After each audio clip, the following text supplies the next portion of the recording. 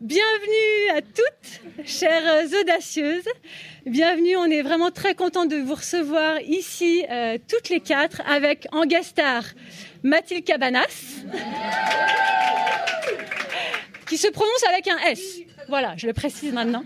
On est très heureuse de vous recevoir au Off Paris Seine, qui nous accueille ici ce soir dans un lieu pour beaucoup que vous découvrez, je crois, qui est bien sympa quand même entre la vue avec le métro, la piscine et le lieu, et nous surtout. On voulait vous remercier toutes les quatre de votre confiance, d'être venues ici ce soir. Aux Audacieuses, on en est à la 4e édition.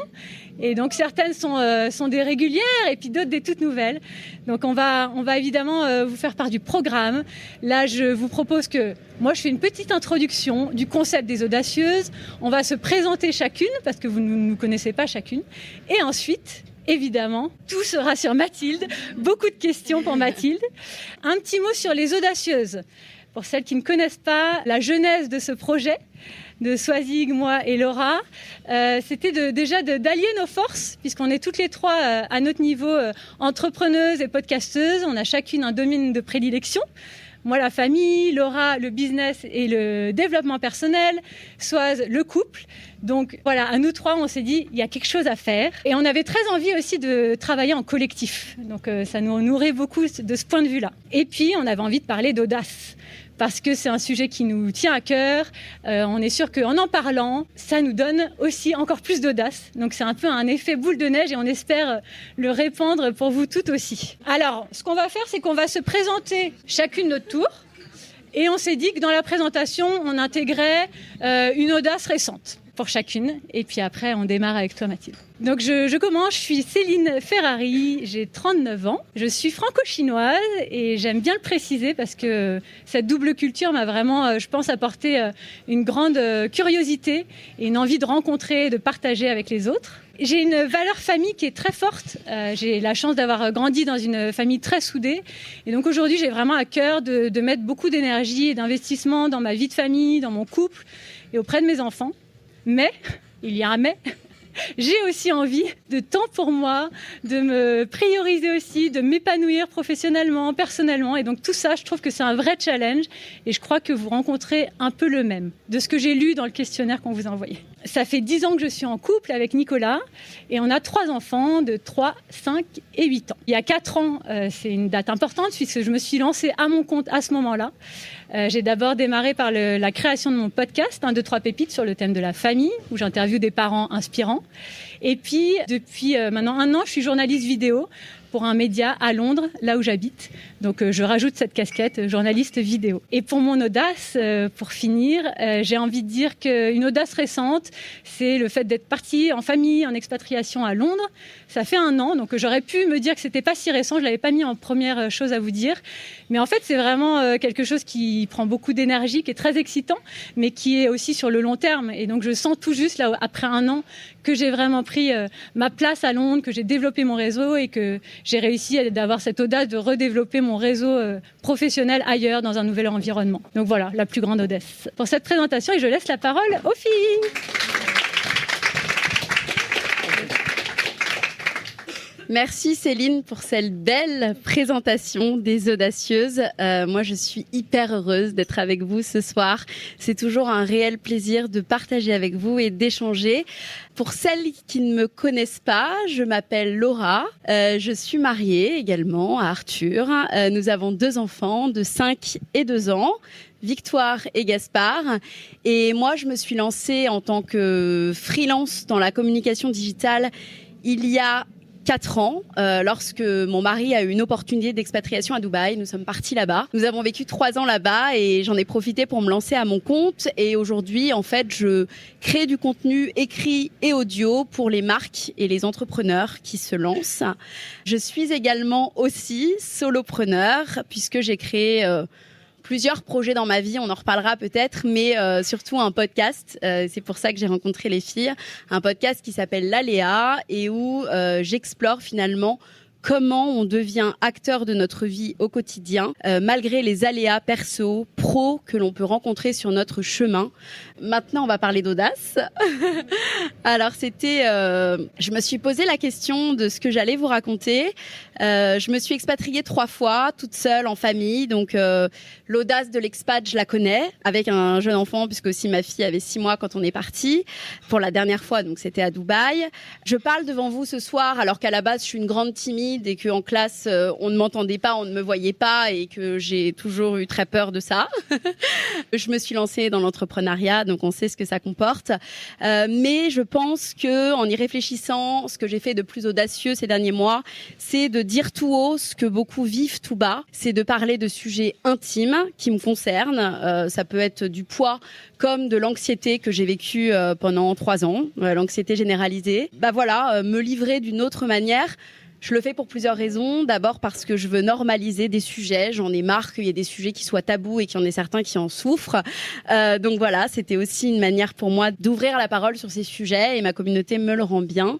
Et aussi de justement montrer que malgré les aléas que l'on rencontre, on peut en faire une force, on peut être plus fort encore et voilà. Donc c'était pour ça.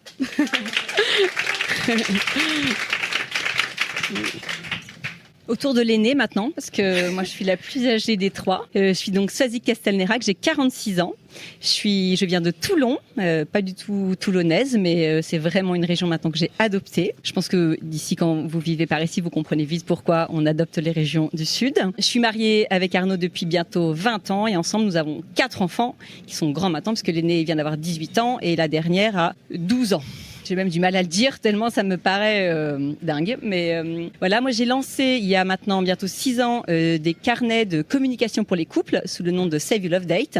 Et c'est devenu il y a en mois de juin Amour Toujours, avec l'ambition de devenir le média du bien-être amoureux. Une espèce d'intuition que j'ai eue, que c'était le temps de changer. J'en avais parlé quand on a fait les derniers Audacieuses. C'était pas encore lancé et après un recul de 4 mois, je peux dire que vraiment c'est un pari réussi. Donc voilà, je suis très heureuse de ça. L'idée, c'était c'est encore de porter vraiment le message de l'amour durable, que un couple, ça se travaille évidemment, mais ça peut rester un endroit où on s'épanouit, un endroit où on est heureux, un endroit où on se marre, un endroit où on se séduit. Voilà, ça peut rester ça toute une vie si on s'en donne les moyens. Et nous, l'idée, c'est vraiment de donner, que ce soit accessible, donc toujours des idées simples et efficaces qu'on peut mettre en place dans sa vie de couple avec un effet quasi garanti derrière. Mon audace, alors évidemment je vous ai pris une audace couple, forcément. C'était il y a 3 semaines.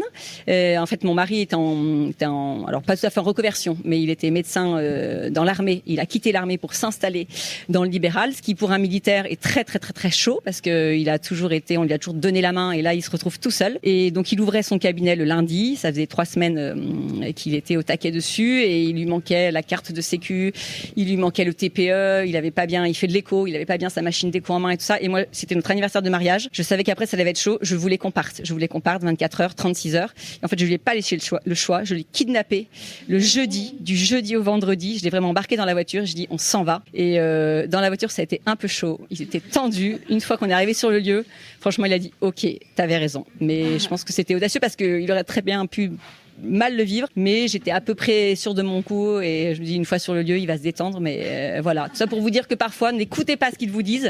Si vous êtes sûr de votre truc, foncez, faites-le. Il y a généralement peu à regretter. Je dis au pire, lundi matin tu foireras avec tes patients, c'est pas très grave dans le fond, tu vois, mais nous on aura une autre maman à nous. Alors, on a parlé de nos audaces. On voulait vous faire un petit clin d'œil maintenant avec vos audaces. Et donc, on en a sélectionné quelques-unes dans toutes celles que vous nous aviez partagées. Alors, moi, j'en ai sélectionné 2. Une de vous qui disait mon audace était de partir en bateau avec des inconnus pour une traversée de 12 jours. Donc, on a trouvé ça très fun. Et puis, la deuxième, c'était reprendre le boulot après 10 ans sans bosser. Donc, là aussi, on dit respect parce que c'est forcément pas simple. Moi, j'ai choisi quitter la sécurité de l'emploi pour devenir comédienne, croire en ses rêves et partir 2 ans avec ma famille à Cuba en mission humanitaire. C'est vous, c'est parmi vous. Ouais, c'est parmi vous. Moi, j'ai sélectionné faire de l'impro théâtrale alors que ça me faisait peur. Et finalement, ça a changé ma vie. Je trouvais ça très fort quand même. Voilà, on fait des choix parfois qui changent la vie. Et la deuxième, j'ai mis monter ma boîte et quitter celui avec qui je pensais faire ma vie. Ça, c'est de l'audace quand même et je tenais à le souligner aussi. Voilà.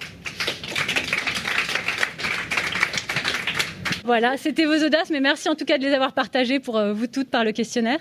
Et je vous propose, on va s'asseoir pour le talk qui démarre officiellement. Est-ce que tu es prête, Mathilde ? Donc certaines te connaissent via les réseaux, peut-être dans la vraie vie, mais on voulait évidemment te laisser la parole pour d'abord te présenter personnellement, professionnellement, et puis tu peux ajouter ton audace récente. Bonsoir, je m'appelle Mathilde, j'ai le mal de mer, donc je ne sais pas ce que cette soirée va donner, mais je vais m'accrocher. J'ai 4 enfants, j'habite à Nantes avec mon mari Simon, avec qui je suis depuis 18 ans. Je tiens à le dire parce que toi tu l'as dit, je me suis dit je peux le placer quand même, c'est sympa. J'ai mon entreprise depuis 10 ans, une entreprise qui porte mon nom, donc Mathilde Cabanas. Je crée des objets du quotidien qui donnent le sourire. En fait, j'ai pas une marque monoproduit, je vais faire des designs. Mon métier de base, c'est illustratrice designer. Je vais faire des imprimés pour des produits tels que le paillasson, le parapluie, le t-shirt. Ce qui m'amuse, c'est de revisiter un peu des produits qui sont ennuyeux à la base. Donc je revends et sur mon e-shop et auprès de revendeurs un peu partout dans le monde, et particulièrement en France et en Belgique. J'ai une petite entreprise, j'emploie que des femmes, à part mon logisticien qui est à Nantes, que des freelances, depuis récemment. J'adore bosser en télétravail, donc j'ai des freelances qui sont dans le sud de la France, à Paris, au Pouliguen, vraiment partout. Et aussi, ce que j'aime beaucoup dans ce système, c'est que ça me permet parfois de venir à Paris, de voir plein de gens comme ça pendant 2-3 jours et je prends ma dose de sociabilité et après je peux retourner bosser toute seule dans mon bureau. J'ai une audace future, mais bon, si vous me suivez, vous serez très vite au courant. Mais comme je suis un peu superstitieuse, je vais pas la dire ce soir. On est entre nous. L'audace il y a un an et demi, c'est que je me suis séparée de mon associé avec qui j'étais depuis 4 ans et j'ai repris les rênes de mon entreprise toute seule. Et c'était pas évident parce que de se retrouver toute seule alors qu'on a été à 2 pendant longtemps, voilà. C'est audacieux. Voilà. Alors on va démarrer par la famille. J'avais envie de te poser la question et de savoir comment, par rapport à ta famille, que ce soit celle d'où tu viens ou celle que tu as créée, est-ce que tu considères que tu as une valeur famille forte et est-ce que tu penses que ça t'a été transmis ? Quelle est ta vision de la famille aujourd'hui ? Je ne sais pas si c'est le cas de beaucoup, mais aujourd'hui, ma famille principale, c'est celle que je me suis créée, qui a pris le dessus sur ma famille d'avant, quand j'étais enfant. Et j'ai une valeur famille très forte, puisque pour moi, peu importe où on se trouve, peu importe ce qui se passe dans ma vie, si ma famille est avec moi et qu'elle est en bonne santé, tout va bien. Donc je pense que c'est la priorité. Avoir un sens de la famille assez fort. Et est-ce que le désir d'une famille nombreuse a toujours été là ? Est-ce que ça a été nourri au fur et à mesure des temps ?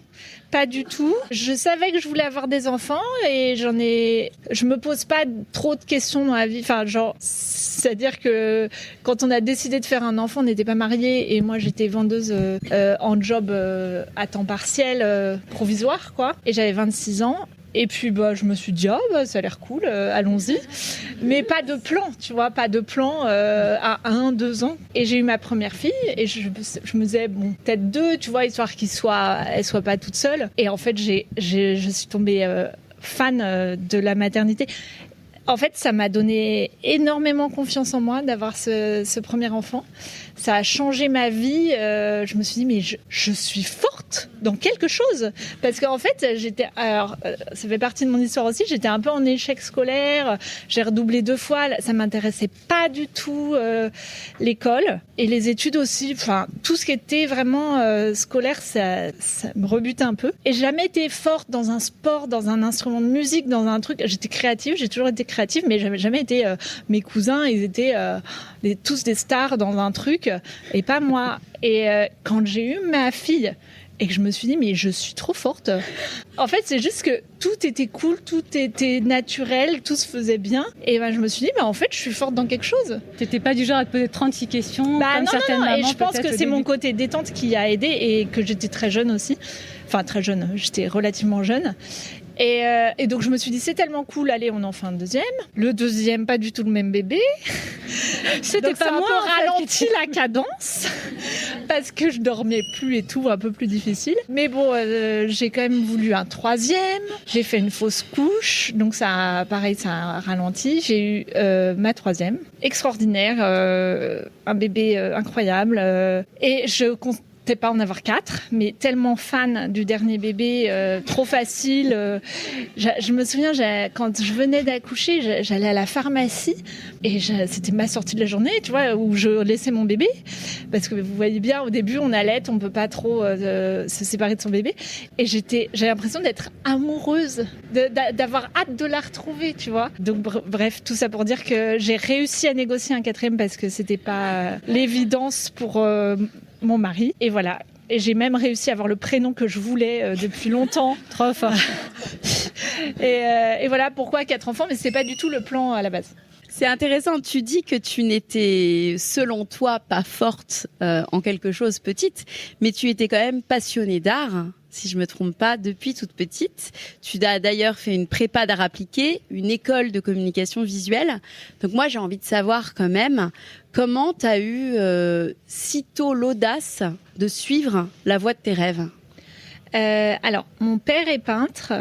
Déjà, il y avait un contexte familial. Ma mère est infirmière à domicile, mais très, très, très créative. Elle a toujours fait du bricolage à la maison. Et j'ai toujours fait des activités manuelles. Et c'était un peu le seul truc qui m'attirait. Une fois mon bac en poche, parce que c'était quand même le but, allez, ça y est, j'ai le bac, enfin, c'est fini ce calvaire. Et je me suis dit, communication visuelle, c'est bien parce que c'est assez créatif. Et en même temps, je vais pas finir sous un pont. Tu vois, a priori, je vais trouver un travail après parce que quand même graphiste, bon, t'as du boulot. Mais c'était pas mon truc. Au final, c'était pas mon truc non plus. Mais ça m'a permis quand même de développer ce côté créatif tout en faisant des études. Ta marque, du coup, voit le jour chez Bonton, puisque tu y travailles justement à la sortie de tes études, en étant illustratrice freelance. Ouais. Tu commercialises tes premiers produits là-bas, si je me trompe pas. Tout de suite, Mathilde Cabanas, ludique, coloré, ton univers que l'on connaît si bien aujourd'hui. Tu fais des salons en parallèle pour te faire connaître. Comment on passe de statut de freelance avec un side project, donc j'imagine qui te rémunère mais qui ne te fait pas vivre, à justement au succès de la marque que l'on connaît aujourd'hui? Quels sont tes conseils? Alors, on en revient à l'audace. C'est-à-dire qu'il y a un moment où il a fallu que je lâche mon side job de vendeuse pour prendre le risque d'être full-time sur ma marque et que ça décolle, parce que c'est pas 3 jours par semaine que ça allait décoller. Surtout que j'avais déjà un enfant et j'étais enceinte au moment où j'ai arrêté. Mon mari a eu l'opportunité, donc on était à Paris, mon mari a eu l'opportunité de partir à Angers, ce qui s'est transformé en Nantes en petite magouille, quoi. Parce qu'en fait, on avait notre famille à Nantes, donc c'était plus pertinent pour nous de déménager à Nantes. Et il y a eu ça en feu vert. Il y a eu le fait que j'avais congé maternité plus chômage qui me permettait quand même d'avoir un petit matelas de départ. Je dis souvent que l'État, le chômage, ça a été mon premier investisseur, quoi, mon premier investisseur. Je me lançais pas comme ça sans salaire, sans rien. J'avais quand même un petit peu de sous chaque mois grâce à ça. Et ensuite, j'ai fait mon premier salon maison objet, enceinte. Et c'est quand même un énorme investissement. C'était un très très gros salon pour trouver des revendeurs, donc quand on a une marque, pour faire revendre ses produits dans des boutiques un peu partout dans le monde. Voilà comment ça s'est lancé vraiment à 100%. Et ce bisou alors? Alors le bisou, c'est à l'époque où j'étais encore vendeuse chez Bonton, je commençais à faire de la papeterie surtout, parce que c'était en fait le produit le plus simple à produire tout seul. Et en même temps, surface assez libre. Je pouvais faire le nombre de couleurs que je voulais, les quantités que je voulais. C'était pas trop une prise de risque. Donc j'ai commencé par les cartes, les mini-cartes, les affiches. Et j'ai fait forcément la carte joyeux anniversaire, la carte bonne année. Et puis en fait, j'ai eu l'idée, je me suis dit, mais bisous, c'est un mot hyper mignon. C'est 2 syllabes. C'est très joli graphiquement. Ça veut tout dire. Ça veut dire merci, ça veut dire je t'aime, ça veut dire good luck, ça veut tout dire. Je vais mettre bisous sur une carte avec un cœur.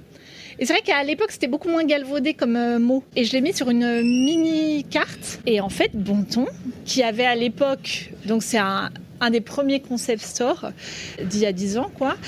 Et à l'époque, ils avaient des boutiques un peu partout dans Paris et ils m'en commandaient, mais des palanquets, quoi.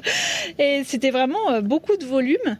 Et je me suis dit, mais il y a un truc avec ce bisou. Il y a un truc, ça marche trop bien, alors que c'était un mot et un cœur. Hein. Et je l'ai décliné sur pins. À l'époque, ça revenait à la mode, les pins, sur des t-shirts. J'ai commencé par une collaboration avec la marque de vêtements pour enfants poudre organique, où on l'a mis un petit peu partout sur des petits t-shirts, des bodys, etc. Ensuite, il y a eu Veja. En fait, les marques venaient me voir pour ce bisou.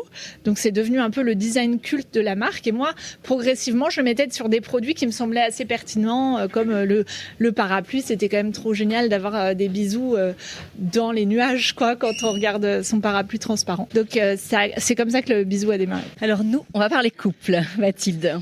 Vas-y, je suis un livre ouvert, je te l'ai dit. Parfait, ça me va très bien. Déjà, j'ai appris son prénom parce que moi, je crois qu'il s'appelait Vianney. Je savais que c'était pas tout à fait ça, mais pour le coup. Il déteste. Hein, oui, et pour le coup, nous, c'est vraiment. Il ressemble à Vianney. C'est pour ça que Mathilde l'appelle Vianney sur les réseaux sociaux. Mais, est-ce que tu veux bien, pour commencer, nous dresser un court portrait de votre couple, de vous deux? Alors, on s'est rencontrés très jeunes. C'était mon meilleur copain. Enfin, c'était le seul copain de la bande de potes, quoi. Et le copain de ma cousine dont je suis très proche, qui bosse aujourd'hui pour moi. Je sais pas, il s'est passé quelque chose, une étincelle. On a commencé à sortir ensemble, comme on disait. Et puis c'est devenu sérieux. Enfin, en fait, vraiment, un jour, on s'est plus vu en tant que potes. On s'est vu. Mais en fait, oui. Et on est sortis ensemble. Et à l'époque, moi, c'était ma 2e année à Paris. Donc, on a fait 1 année à distance, lui à Nantes et moi à Paris. Et il a continué ses études à Paris et on a commencé comme ça. Et en fait, moi, j'ai plus voulu personne après. C'est tout. C'était lui et personne d'autre. Ouais. Donc, attends, tu nous as dit, ça faisait 18 ans. Ouais. Donc, le premier baiser, ça fait 18 ans. À peu près. J'ai du mal avec les dates exactes. Mais ça fait 10 ans qu'on est mariés et 18 ans qu'on est ensemble. Aujourd'hui, moi j'aime bien savoir quand la femme entreprend le rôle que joue son mari dans cette aventure. Quelle place tu lui donnes? Est-ce qu'il a une place de créatif? Est-ce qu'il a une place de conseil? Est-ce qu'il gère ta stratégie, par exemple? Dans l'entreprise, au début, il était associé, figure-toi. Il m'aidait à emballer les cartes dans leurs petits sachets plastiques le soir devant la télé. Donc, il aime beaucoup me rappeler ce moment. Depuis, il est sorti en tant qu'associé. Enfin, il ne dit pas associé, il avait juste des parts dans l'entreprise, 10% à peu près. Il a revendu ses parts. Et aujourd'hui, il est conseiller, coach et épaule.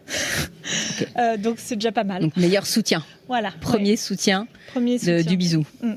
Et d'ailleurs, c'est Monsieur Bisou. C'est Monsieur Bisou. Parfait, ça. Petite question qui m'intéresse parce qu'on le voit quand même de temps en temps. Je dirais pas régulièrement, mais sur les réseaux sociaux. Là, quand vous êtes partis tous les deux en voyage, ils se prêtent bien au jeu? Enfin, en fait, ils s'en fichent un peu. Mais depuis qu'on a été invités au Club Med en voyage, j'aime bien lui rappeler que ça paye les vacances. Ok. Donc il est ok. Je dis c'est le jeu. Et après, j'ai pas envie que ses collègues se moquent de lui. Voilà. Parfois il aime pas parce que une de ses collègues va lui dire t'étais là ce week-end et il est là. Pourtant j'ai pas l'impression de montrer. Je fais attention à pas trop montrer mes enfants au dodo. J'essaye de pas montrer ma vie intime, juste des petits bouts, des petits passages. Mais parfois, il a des remarques comme ça et il aime pas trop. Ouais, je pense que mon mari compatirait. Je le comprends tellement. Surtout, les hommes, c'est beaucoup moins... c'est clairement moins leur cam, donc évidemment. Dans le quotidien, on imagine que tu as quand même un rythme entre tes 4 enfants, ta maison, le côté pro assez intense. Lui, il travaille aussi de son côté. Quelles sont vos petites astuces pour rester connectés l'un à l'autre? Parce qu'en tout cas, c'est l'image que ça peut donner, c'est quand même que vous êtes un couple complice. Est-ce que vous avez des choses que vous avez mises en place tous les deux pour garder cette connexion? Déjà, la chose la plus importante, et je sais que ça n'est pas le cas à chaque fois. Enfin, chez chaque homme, c'est qu'il prend beaucoup part aux tâches ménagères et à la vie de famille. Sinon, j'aurais jamais fait 4 enfants, je vous annonce. Ouais, alors c'est lui qui fait le ménage.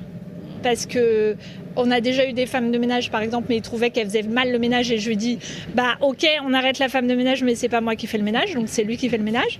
Et en fait, on a un peu un contrat tacite qui a jamais été écrit, mais moi je gère les courses, la nourriture, pas mal les enfants, parce que lui il a des horaires un peu plus stricts. Lui il va faire, alors par exemple moi je débarrasse le lave-vaisselle, lui il le remplit. C'est très très précis. Hein.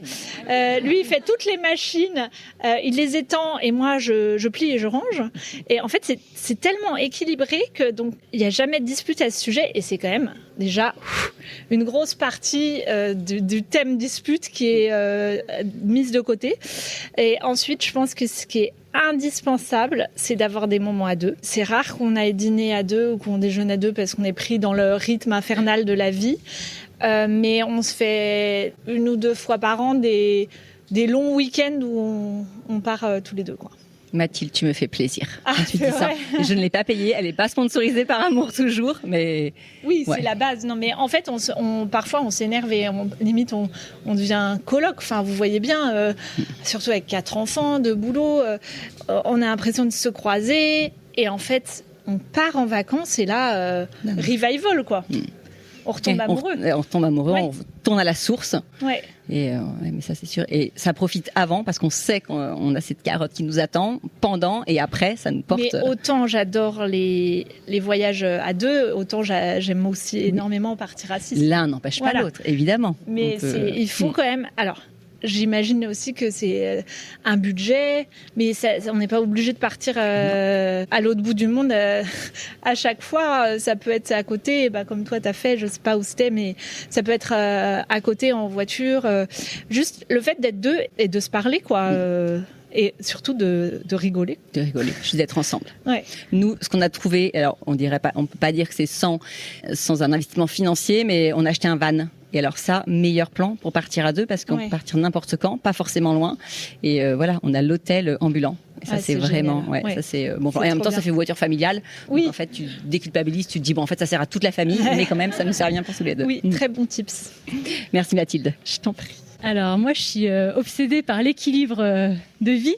Je m'interrogeais sur, on l'a dit, tu as une valeur famille forte, tu es une entrepreneuse passionnée, engagée. Comment tu articules donc cette vie pro et perso et comment, est-ce qu'en tout cas, tu as mis des choses en place pour justement mieux vivre cet équilibre dans ton quotidien ?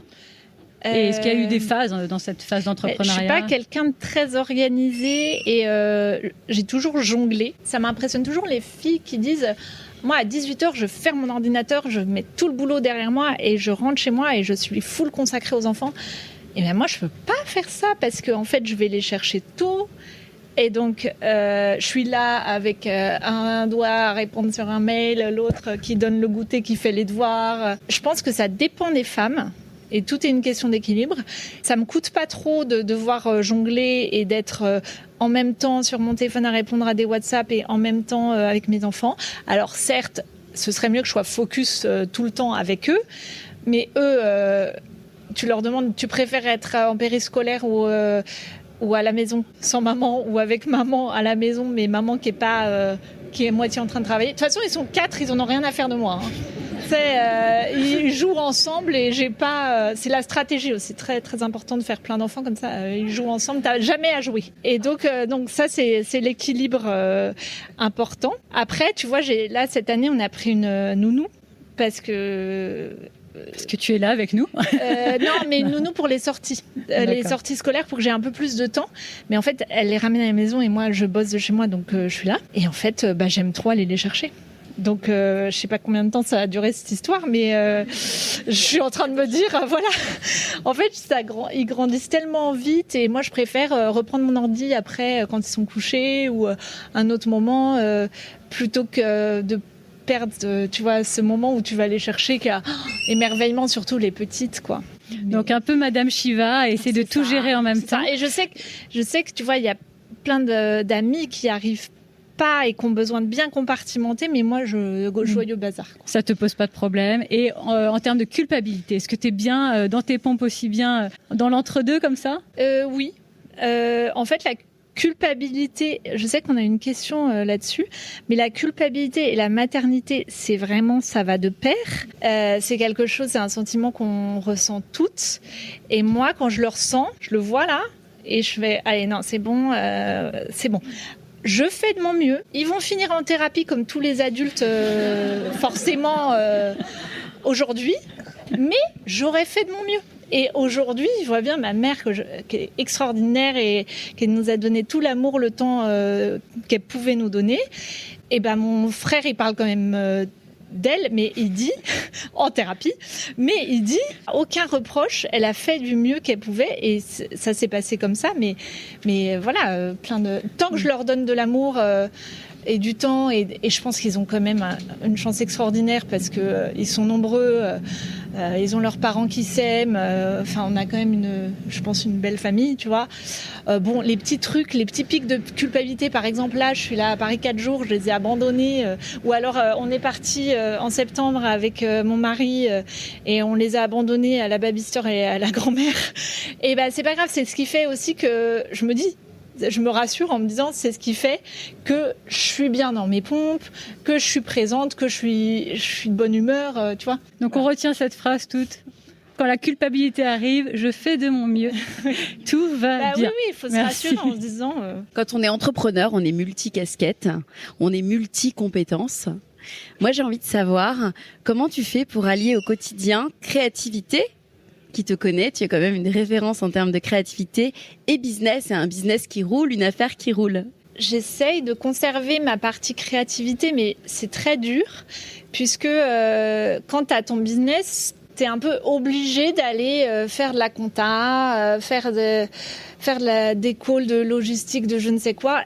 Tu es vraiment, comme tu dis, multicasquette. Et donc la créativité, ça diminue. Alors que c'est ma partie préférée et je pense que c'est ma zone de génie. Je me laisse des plages horaires. Par exemple, là, je me suis mis une note, un rappel dans mon agenda. Jeudi matin, créa, nouveau produit. Je coupe mon téléphone et je me focus sur la créa. Sinon, j'arrive pas à faire ça entre deux mails. Je fais ça comme si c'était un rendez-vous professionnel, en fait. Exactement. Donc, se mettre des plages horaires se mettre dans son emploi du temps. Exactement. Moi, je partage exactement ton conseil. C'est ce que je fais aussi. Et j'ai une dernière question qui concerne justement l'aléa, qui est la thématique de mon podcast. Moi, j'ai envie de savoir, tu as parlé justement que tu avais perdu ton associé il y a quelques mois, enfin, tu t'étais séparée de ton associé. Est-ce que c'est peut-être celui-là dont tu vas me parler? Mais j'ai envie de savoir un aléa finalement que tu as réussi à traverser, qui a été marquant pour toi et que tu as réussi justement à dépasser. Ça peut être celui-ci ou un autre. Ouais, mais c'est vraiment la plus grosse épreuve que j'ai eu à vivre dans ma vie d'entrepreneuse et je pense dans ma vie tout court. J'ai vraiment vécu comme un divorce parce que j'étais très très proche de mon associé. C'était vraiment une de mes amies les plus proches. Et en plus, quand t'es associé, moi je l'appelais ma femme du travail. Hein. On partageait tout. Et donc, bon, évidemment, ça c'est comme dans un couple qui se sépare, ça s'est pas fait du jour au lendemain. On a changé toutes les deux. Et ça a été une décision que j'ai dû prendre moi. Donc m'imaginer déjà de perdre mon entreprise parce que j'allais me retrouver toute seule et que c'était quand même ma moitié. Donc je me disais mais je vais être seule chef du navire à bord et je sais pas ce que ça va donner. Mais en même temps c'était une situation que mentalement je pouvais plus vivre. Donc ça a été un choix et voilà un risque que je regrette pas et au final qui m'a donné énormément confiance en moi. Mais comme toutes les épreuves te font grandir en fait. Ça se sait, toutes les épreuves, sur le moment, c'est horrible. Et après, tu te dis, avec du recul, je suis une meilleure personne, je suis une personne plus complète grâce à cette épreuve. Peut-être, qu'est-ce que tu as appris? Qu'est-ce que tu referais différemment? En fait, j'ai pas envie de me dire que je referais différemment. J'ai adoré les années avec elle. Je suis un peu nostalgique aussi, mais je suis trop contente aujourd'hui d'être seule à la barre et ça me donne vachement confiance en moi. Parce qu'avant, à chaque fois qu'on avait un succès, je me disais mais c'est grâce à elle. Tu vois, syndrome de l'imposteur. Ouais, tout à fait. Je me disais non, mais c'est parce qu'elle est géniale. Tu sais, je me disais jamais alors que maintenant, quand on a un succès, je me dis c'est moi. C'est grâce à moi. Donc c'est vrai que c'est ça qui a changé, mais je referai pas différemment. C'est sûr, ça a été dur. J'ai fait du mieux que j'ai pu, encore une fois. Et puis, tu sais, moi, je déteste avoir des remords et des regrets. Et allez, on passe à autre chose. On sent par tes partages en ligne et puis ta façon de vivre aussi ta vie de famille que tu intègres beaucoup de joie dans ta vie de famille. C'est important pour toi, cette notion-là. Et donc, j'avais envie de savoir quelle était ta dernière trouvaille, un rituel de famille ou quelque chose que tu fais en famille que tu aimes et qui allie, j'imagine, créativité et maternité. C'est pas très créatif et c'est pas récent, mais pour nous, c'est très important les repas. Le dîner, tous autour de la table, même si parfois les enfants sont épuisés et voilà, ça part en live. On fait toujours un tour de table, meilleur moment de la journée. Et donc tout le monde dit son meilleur moment. Et en fait, c'est trop mignon et ils attendent leur tour pour dire leur meilleur moment. Et parfois, t'es surprise. Et parfois, tu vois, ma fille, là, à la rentrée, parce que j'ai une fille au collège et une fille donc en 5e et une fille en CP, mais c'est des établissements différents, mais il y a le même self. Enfin bref. Et ma petite, celle de CP, elle a dit mon meilleur moment, c'est quand j'ai déjeuné avec Pia, tu vois. Et j'ai trouvé ça trop mignon. Et en plus, elle était, du coup, la grande a été contente d'entendre ça. Donc voilà. Moi, je trouve que c'est un super lien, un super tips. C'est pas grand chose. En plus, ça permet de communiquer toute la famille ensemble. Ouais, d'être sûr que la parole aussi circule bien dans la famille. Parce que quand il y en a 4, j'imagine qu'il y en a certains qui sont plus grandes gueules que d'autres. Il faut laisser la parole à celui qui doit dire son meilleur moment. Génial, merci. Bon, alors on l'a dit, c'est quelqu'un de créative. Moi, je vois vraiment la créativité comme quelque chose qui peut être un frein à la routine dans un couple et ce qui peut vraiment permettre d'entretenir le feu, la flamme. Est-ce que toi, dans ton couple, tu es quelqu'un de créative? Parce que en fait, ce que je remarque souvent, c'est que on peut être doué ou on peut se donner du mal pour avoir des idées pour ses enfants notamment ou pour notre entreprise, pour notre boss, pour lui faire plaisir. Mais dans son couple, ça peut être plutôt un lieu de repos où on fait quand même moins d'efforts. Est-ce que toi, la créativité, elle va jusque dans ton couple, jusque dans ta vie de couple? C'est difficile comme question, mais je suis d'accord avec toi, c'est un peu le truc qui passe en dernier, malheureusement. Tu me dis, les enfants, allez, je donne tout. Pas tout le temps, mais quand même. Mon mec, je lui apporte tous les jours le petit-déj au lit. Bon, je sais pas si c'est créatif, mais... C'est pas mal. C'est pas mal. Est-ce que tu changes le petit-déj un peu? Est-ce que tu essaies de le surprendre parce que tu lui emmènes? Le gars, il aime pas les fruits et tout. Donc non. Après, non, mais je sais pas, qu'est-ce que je pourrais dire Non, mais des trucs drôles, genre parfois je vais pas mettre de culotte et je vais lui dire, tu vois. Non, mais c'est être créative. Génial. Mais bien sûr, c'est être créative. Ça marche à tous les coups. Mais bien tu sûr. vois, tu vas dîner avec ton mec, pas besoin d'acheter des sous-vêtements sexy. Hein. Mais oui. Tu dis, j'ai pas mis de culotte. Et là, c'est bon, mais bien sûr, évidemment. Super cadeau, pas cher. Ça n'a rien coûté.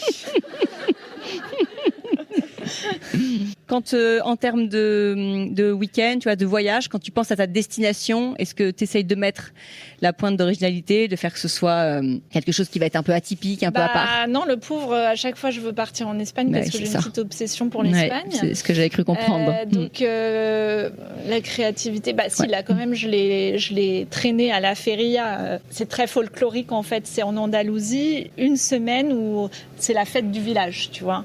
Et donc t'as toutes les femmes qui vont être en tenue de flamenco, tous les petits parfois avec des tenues de toréador et tout. Vraiment, t'as l'impression d'être 20 ans en arrière, les chevaux, les taureaux, tout ça. Je l'ai harcelé pour y aller. Je peux te dire qu'il était content après. Voilà, bien sûr. Tu l'as kidnappé pour partir, finalement. Je l'ai pas kidnappé vraiment parce que prendre l'avion et tout en kidnappant, fallait quand même. C'est pas simple. Quand même. Mais je trouvais que c'était créatif quand même. C'était créatif, je le confirme. C'était créatif. Lui, c'est un créatif dans le couple, ou alors, vu que c'est toi un peu, tu vois, toi, c'est vraiment quelque chose qui te caractérise, est-ce qu'il te laisse ça? Ou est-ce qu'il l'essaye? Il est hyper créatif. Après, il dessine pas bien et c'est un peu. Par exemple, il bricole hyper bien. Il a beaucoup d'imagination. Quand on n'avait pas encore d'enfants, j'étais étudiante, je suis partie 4 mois à New York. On était ensemble. Hein.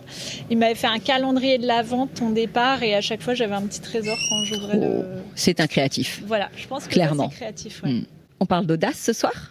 Est-ce que tu pourrais me dire, dans votre vie de couple, dans ta vie de couple, à quel moment tu penses que tu as été la plus audacieuse?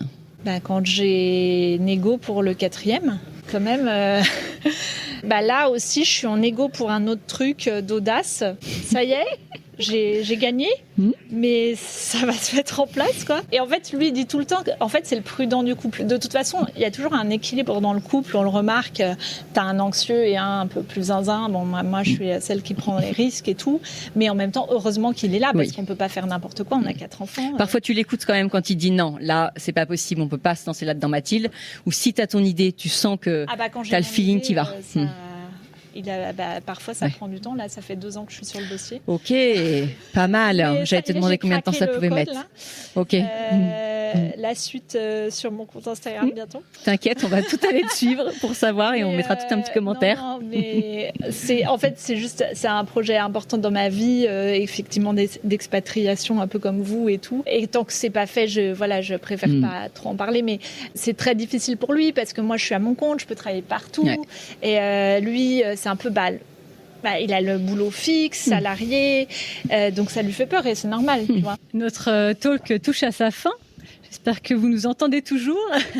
On aime bien terminer avec des petites questions flash. Et alors, comme on est sur le thème de l'audace, évidemment, moi, je voulais te demander qu'est-ce que tu dirais à la Mathilde de 10 ans pour qu'elle soit encore plus audacieuse qu'elle ne l'était? Je lui dirais, je sais que c'est un peu une réponse basique, mais je lui dirais, fais-toi confiance, ça va le faire, suis ton instinct. Et tu le dis à tes filles? Oui, à fond. À cet âge-là? Oui. L'audace professionnelle dont tu es la plus fière ces 5-10 dernières années? Je suis très fière des collaborations que j'ai faites. Alors, j'en ai pas une en particulier, enfin si, mais les collaborations, soit on vient me voir, soit je vais voir les marques, mais quand ça se met en place et que ça sort, je suis trop fière. Par exemple, les boîtes de mouchoirs Lotus, de me dire les gens mettent dans leur caddie un truc à 1,50 €, peuvent s'offrir un de mes produits qui va être dans leur salon, sur leur table de nuit. Je trouve ça génial. Là, récemment, la glacière Picard à 9 €. Que tout le monde allait chercher en faisant ses courses.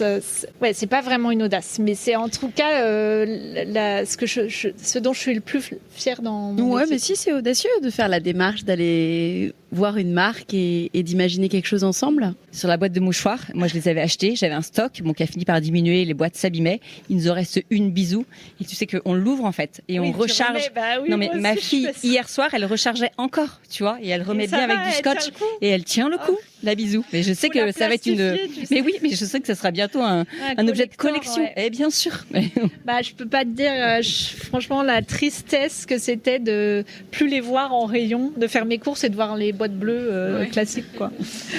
Est-ce que tu as fait quelque chose de très audacieux dans ta parentalité?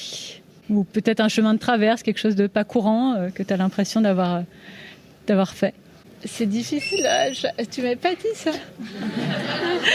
Je me souviens pas de cette question.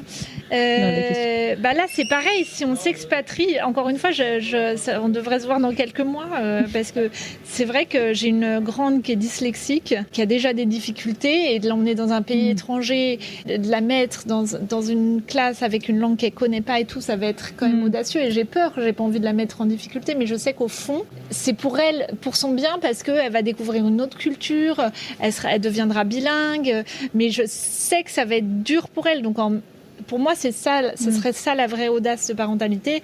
Tous mes enfants, de les déraciner, de les mettre dans un autre endroit qu'ils connaissent pas, dans une langue qu'ils connaissent pas. Voilà, on sait pas, mais je sais au fond de moi que c'est bien. C'est la bonne chose. La bonne chose à faire. Go, go, go. Et dernière question, si tu avais un mot à adresser à ces 50 femmes audacieuses qui sont venues te voir et toutes celles qui écouteront sur le podcast, qu'est-ce que ce serait? Déjà, bisous. Mais non, allez-y, quoi. Allez-y, foncez. Vous posez pas trop de questions. Que vous ayez un projet professionnel, personnel. Si vous le sentez, mais allez-y, quoi. Parce que, en fait... Le mieux est l'ennemi du bien, je le dis tout le temps, et parfois, alors je dis pas, faut pas se lancer à l'aveugle comme ça, mais quand c'est pas encore parfait, mais que vous sentez quelque chose, allez-y. Parfait. Merci Mathilde.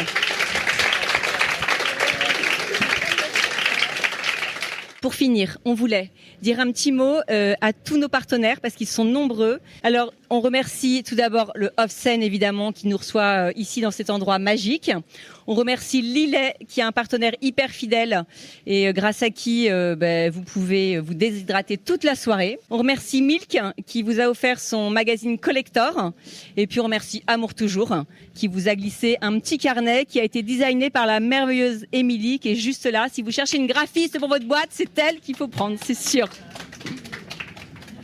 On remercie aussi Petite Mandigote qui nous a habillés ce soir. Donc on est très fiers de porter ces tenues. Laura Todd qui va vous régaler avec ses cookies en multiples chocolats. Et Oh My Cream aussi, la marque Sunday Riley qui se glisse dans vos sacs. Sérum et crème. Et un petit mot aussi pour Ilado, huile merveilleuse qu'on aura pour les prochaines audacieuses parce que parfois il y a des problèmes de livraison. Et on remercie Helmut Paris. Je porte les magnifiques boucles d'oreilles ce soir. Des bijoux modernes, graphiques, légers et audacieux. J'ai eu un coup de cœur pour cette marque. Jolie Mama, l'expert nutrition numéro 1 pour toutes les mamans. Cotton Bird, créateur de papeterie pour vos plus beaux souvenirs. Et Papier Tigre, des articles de papeterie également qui sortent de l'ordinaire, comme vous. Merci encore, merci de votre présence, merci Mathilde. Et moi, je voulais dire merci infiniment pour votre confiance. Ça me fait toujours super plaisir d'être invitée et de discuter. Et merci à vous qui êtes venus m'écouter.